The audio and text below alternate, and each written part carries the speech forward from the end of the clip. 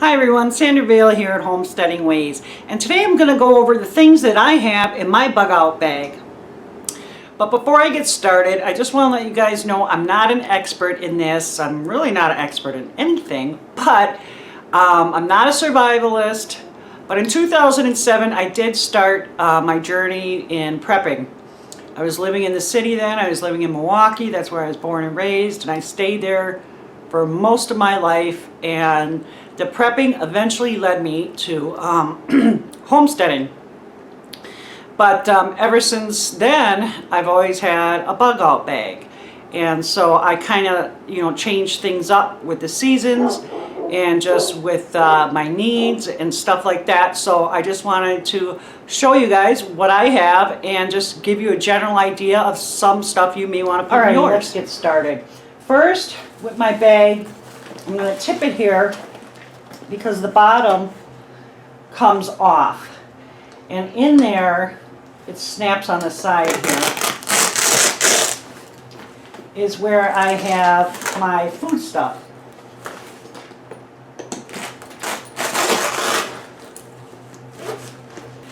All right, this bag here contains things I can add to water. I have the freeze-dried coffee and some creamer.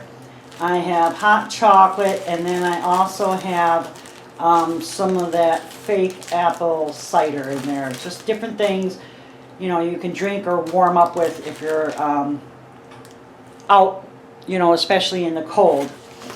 And then here I have pre-cooked grilled chicken. I have two little containers here of Spam.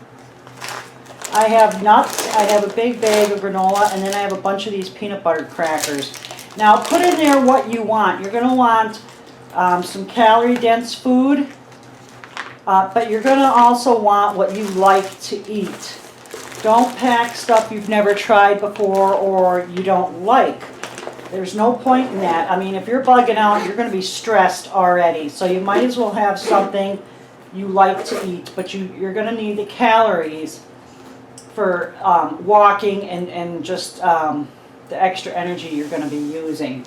And then along with the food, you're going to need water.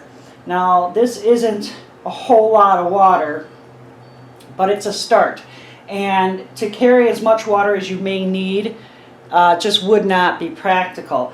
A bug out bag is supposed to last you 72 hours.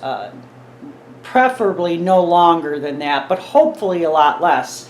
Whatever catastrophe or disaster is going on that's got you bugging out in the first place, with any luck, you can get to where you need to be within a day's time or something like that, so that you don't have to rely on this bag for a full 3 days. But in case you do, here are just some of the things.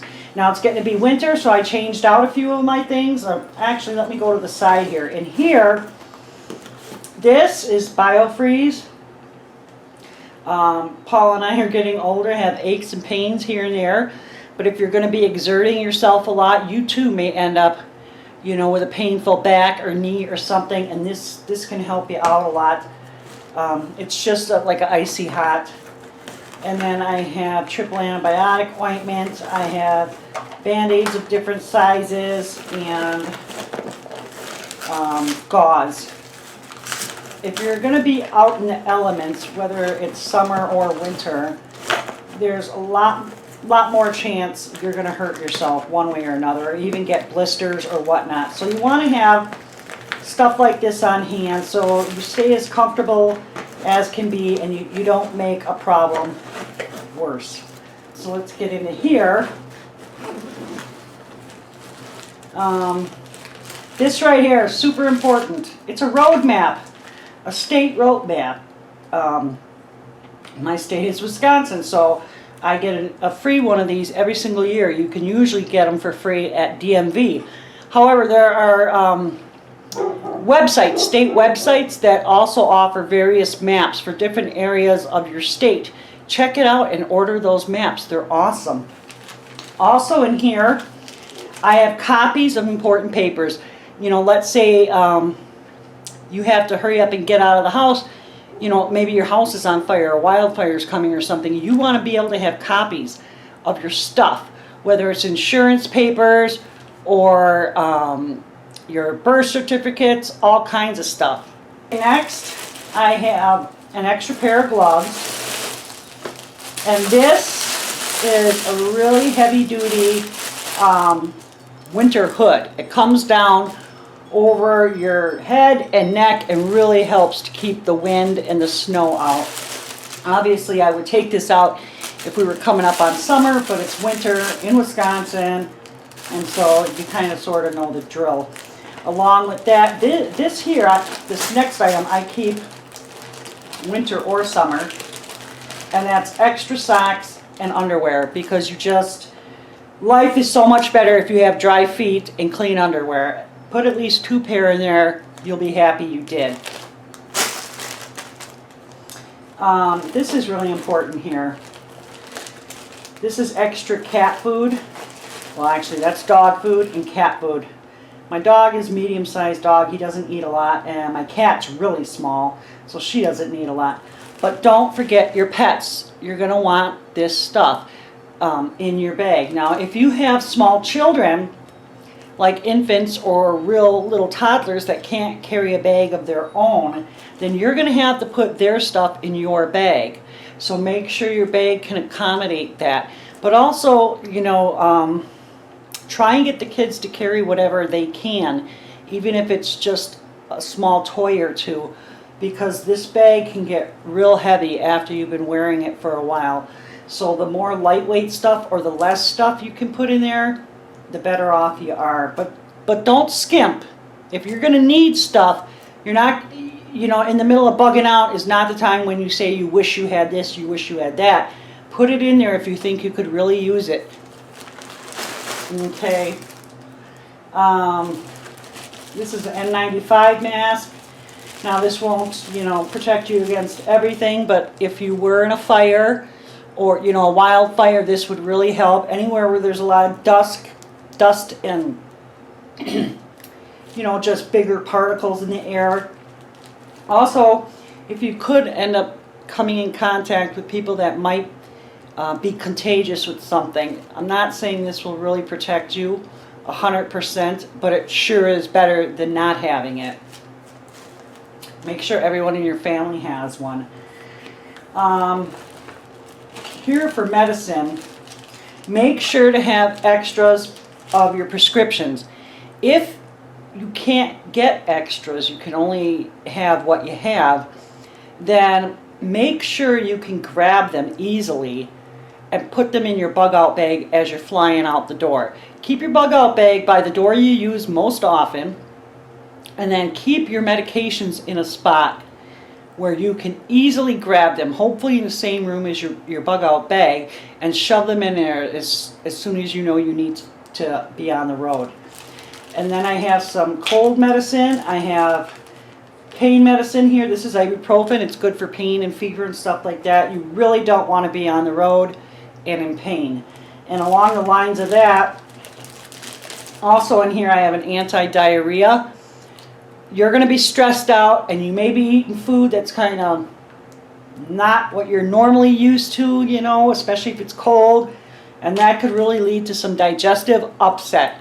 You don't want to have diarrhea if you can at all help it. So make sure you have an anti-diarrhea with you. I have duct tape. We all know duct tape can do a million different things. Then I have lightweight. This did not cost a lot of money. I'm not sticking a ton of money into it, but it sure is better than nothing. A 6x8 tarp. You can sit on this if the ground is wet. You can do a small makeshift shelter if you need to. You can stay out of the sun. If it's summertime, it'll help cool you down. You can just do a lot of things with a tarp, even a small one like this. So if possible, make sure to get it in your bag. Okay, I have in here wipes, because you're going to want to be clean. And sometimes just having a clean face and hands will make you feel oh so much better.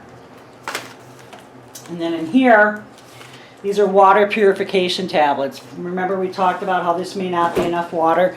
It probably won't be. And if you have to worry about where your water's coming from, you know, maybe you have to take this empty bottle here and fill it up from a pond or a stream or something along the lines of that.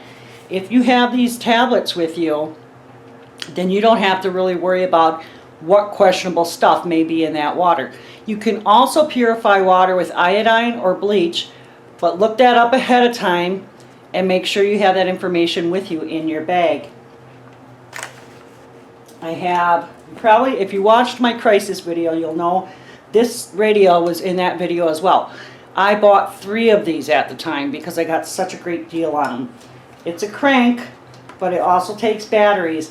If you can, stay informed with what's going on in your area. It's really a good idea to have a working radio, especially if you're not getting great cell service.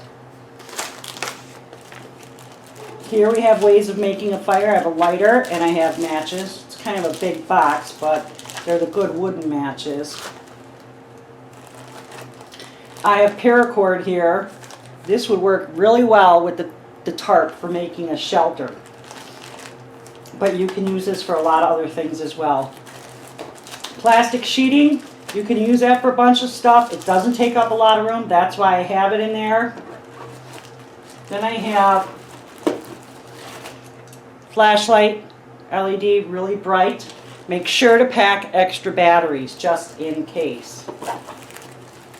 I have zip ties, lightweight, very useful item.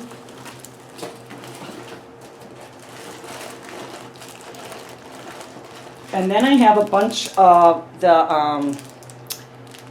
hand and foot warmers. You can use these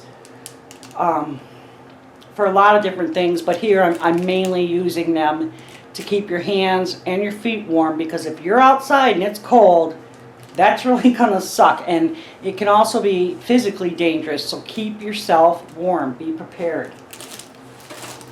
And the last thing, oh, this isn't the last thing, this is a space bag, an emergency blanket. I have a couple of them. One is not enough. Make sure you have at least 2 in case one of them rips. They're not always the most durable, but they do work. The last thing I have in here, one of the most important things I feel, is a multi-tool. This is a Leatherman Wave, and it has a lot of good tools on here in a very small space. I have another one in my purse. They're just that useful. I use it on a daily basis. I almost forgot about going through this last pocket here. Here's an additional space bag, emergency bag. I have a couple of garbage bags, not necessarily to use just for garbage, but to carry things to keep yourself dry, to keep wet things in. A hooded poncho, more of the foot warmers, tissues, hand sanitizer. Not only is it good for sanitizing your hands, it's also great for helping to start a fire. Let's see here. This is a whistle with a compass. I happen to have a better compass in my purse, but I keep this in here just in case. Another light. This is one of those glow stick lights. They run off those little watch batteries. They work pretty well. And then I think the last thing in here is iodine. I keep the iodine with me for first aid, but also again for purifying water. But anyhow, that's my bug out bag. Please leave me comments on what you have in yours, and share some information. Maybe you have things that the rest of us haven't thought about. It would be great if you did that. Subscribe, that would be awesome. I'd really appreciate it. And head on over to my website, homesteadingways.com. You'll find a ton of information over there. I appreciate you taking the time to watch the video. It was really nice talking to you. And you take care.